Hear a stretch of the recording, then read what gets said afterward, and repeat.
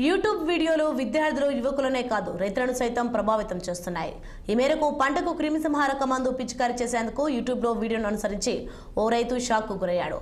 ప్రకాశం జిల్లా తర్లపాడు మండలం కలుజువ్వలపాడు గ్రామంలోని రైతుకు చెందిన 3.5 ఎకరాల మొక్కజొన్న పంటకు కత్తెర పురుగు సోకింది. చీడపీడల నుంచి పంటను కాపాడుకునేందుకు యూట్యూబ్లో వీడియో చూసి దాన్ని అనుసరించాడు. అందులో చూపిన విధంగా గుళికల మందును నీటిలో కలిపి పిచికారీ చేసేందుకు యత్నించాడు. ఈ క్రమంలో ముందుకు బదులు ఇసుక బయటపడడంతో రైతు కంగు తిన్నాడు.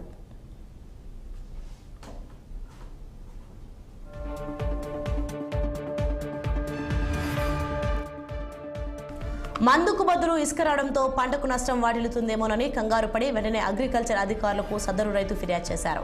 స్పందించిన మార్కాపురం ఏడీ బాలాజీ నాయక్, ఏవో దేవిరెడ్డి శ్రీనివాసులు, తర్లుపాడు ఏవో వెంకటేశ్వర్లు మొక్కజొన్న చేసు వద్దకు వెళ్లి పరిశీలించారు. గుళికలు 99.6% తయారవుతాయని, కేవలం 0.4 మాత్రమే కెమికల్ ఉంటుందని అధికారులు రైతుకు తెలిపారు. రైతు అవగాహన లోపం ద్వారా గుళికను నీటిలో కలపడంతో కెమికల్ పోయి ఇసుక బయటపడిందని వారు వివరించారు.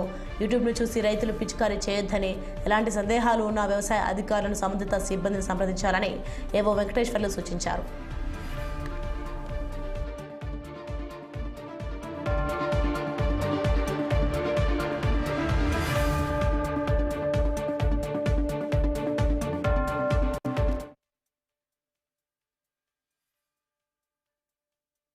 నమస్కారం, నా పేరు టి వెంకటేశ్వర్లు. నేను మండల వ్యవసాయాధికారి తర్లుపాడు.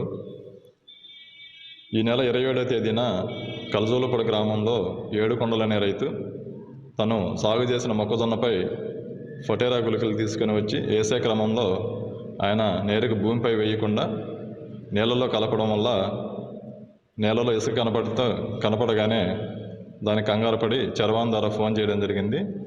రైతు ఫోన్ చేసిన వెంటనే నేను, సహాయ వ్యవసాయ సంచాలకులు, మార్కాపురం వారు, అలానే మార్కాపురం మండల వ్యవసాయాధికారి ముగ్గురము నేరుగా వెళ్ళి క్షేత్ర సందర్శన చేయడం జరిగింది.